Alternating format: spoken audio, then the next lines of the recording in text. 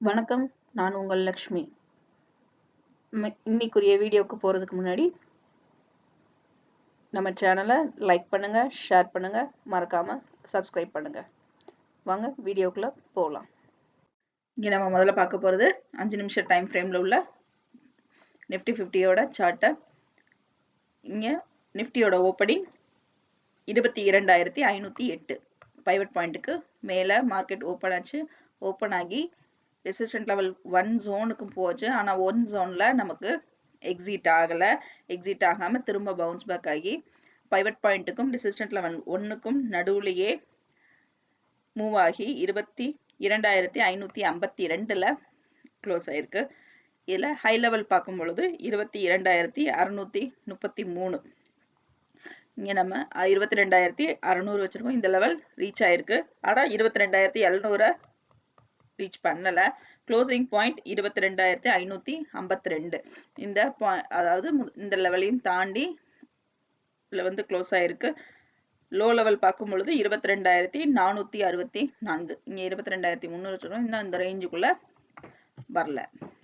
இங்க நீங்க பார்த்துட்டு இருக்கிறது நிஃப்டி 50யோட 1 மணி நேர டைம் ஃப்ரேம்ல உள்ள சார்ட். இங்க 2 க்ளோனிங் சேனல் இருக்கு. 1, 2. இப்போ 1வது சேனல்ல ட்ரேட் ஆயிட்டு இருக்கு. ப்ரீ மார்க்கெட் ரிப்போர்ட் 22,600 டச் பண்ணும் பொழுது மார்க்கெட்ல ஒரு சின்ன மாற்றம் வரும் அப்படின்னு சொல்லியிருந்தேன். இதே மாதிரி பாத்தீங்கன்னா இங்க நமக்கு 600க்குள்ள என்ட்ரி, அதாவது 633 வரைக்கும் நிஃப்டி 50 மூவ் ஆச்சு. ஆனா அதோட ஜோனை வந்து எக்ஸிட் பண்ணல. எக்ஸிட் பண்ணாமலேயே திரும்பவும் மார்க்கெட் வந்து ஒரு இறக்கத்தை சந்திச்சு இந்த லிமிட்ல நமக்கு க்ளோஸ் ஆயிருக்கு.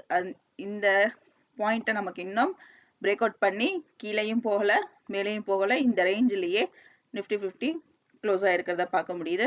இப்போ நம்ம வந்து அடுத்த கட்டம் என்னன்றது நமக்கு தெரியும். இந்த லெவலை ஒன்று பிரேக் அவுட் பண்ணி மேலே போகணும், அல்லது இதை உடைச்சு கீழே இறங்கணும். இதுதான் நம்ம அடுத்த டார்கெட்டை செட் பண்ணியிருப்போம். இங்க நம்ம பார்த்துட்டு இருக்கிறது 4 மணி நேர டைம் ஃப்ரேம். இதுல முதல் பாதியில இங்க பார்க்கும்போது கிரீன் சிக்னல் இருக்கு. ஆனா முடியும் தருவாயில, முதல் பாதியோட முடியும் தருவாயில செல்லரோட டாமினேஷன் அதிக லெவல்ல இருக்கு. இரண்டாவது பாதியில பார்க்கும்போது நல்லாவே தெரியுது மூவ்மெண்ட் வந்து கம்மி தான் முதல் பாதியை விட. ஆனா இரண்டாவது பாதியில செல்லரோட டாமினேஷன் ரொம்ப அதிக லெவல்லே க்ளோஸ் ஆயிருக்கிறத பார்க்க முடியுது. இதுக்கு அடுத்து மார்க்கெட் வந்து நமக்கு எப்படி மூவ் ஆகும், நெகட்டிவ் சைட்ல மூவ் ஆகிறதுக்கு அதிக வாய்ப்பு இருக்கு அப்படிங்கிறத நம்ம இதுல இருந்து தெரிஞ்சுக்கலாம். மேலும் முதல் தருவாயில உள்ள ஹை லெவல் வந்து இரண்டாவது பாதிக்கு கீழே இருக்கு.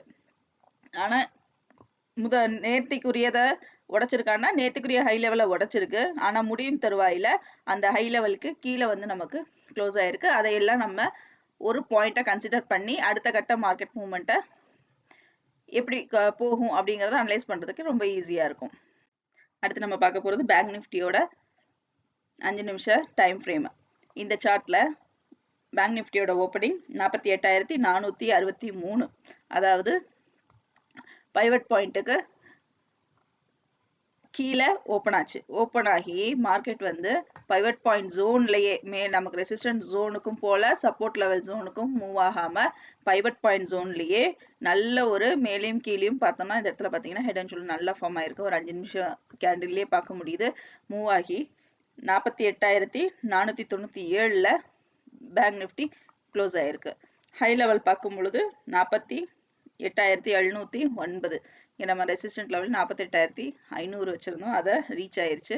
48,900 வரைக்கும் மார்க்கெட் போல. ஏன்னா இதுதான் வந்து அடுத்த கட்ட டார்கெட்டா சொல்லிடும். 48,900ல இருந்து 49,000 பிரேக் அவுட் பண்ணுச்சுன்னா அடுத்த கட்டம் மேல் நோக்கி நகரும்னு. நமக்கு இந்த ரேஞ்சை இன்னும் உடைக்கல. அடுத்து சப்போர்ட் லெவல்ல பார்க்கும் பொழுது 48,359ங்கிற லோ லெவல் இருந்தது. இங்க 300 தான் நம்மளுடைய முதல் லெவலா வச்சிருந்தோம். இந்த லெவல் இருந்தது. ஆனா க்ளோசிங் பாயிண்ட் 497ல முடிஞ்சதுனால இங்க நமக்கு சப்போர்ட் லெவல்ல தாண்டி ரெசிஸ்டன்ட் ஜோன்ல க்ளோஸ் ஆயிருக்கு. இங்க 2 வெட்ஜ் நம்ம டிரா பண்ணியிருக்கிறத பார்க்குறோம். இந்த வெட்ஜ்ல பார்த்தோம் அப்படின்னா இந்த லெவல்ல ரீச் ஆகல. இந்த லெவலுக்குள்ள 7ஆம் தேதி வெட்ஜை தாண்டி மூவ் ஆகின நிஃப்டி 50 திரும்ப வெட்ஜுக்குள்ள என்ட்ரு ஆகிருக்கு. அதை பார்க்க முடியுது. என்ட்ரு ஆகி திரும்பவும் பார்த்தோம்னா இந்த இடத்துல டச் ஆகி க்ளோசர் லைன்ல முடிவடைஞ்சிருக்கு. இப்போ மார்க்கெட் வந்து இந்த இடத்துல 3 பாட்டம் பார்த்தோம். இந்த பாட்டம்ல இருந்து நிஃப்டி வந்து இந்த அளவுக்கு, அதாவது குறைஞ்சபட்சம் 49,000 ரீச் அவுட் பண்ணியிருக்கணும். ஆனா ரீச் அவுட் பண்ணாம என்ன ஆயிருக்குன்னா நமக்கு இந்த லெவல்லே மார்க்கெட் வந்து என்ன ஆயிருக்குன்னா கொஞ்சம் கீழே இறங்கி இருக்கு.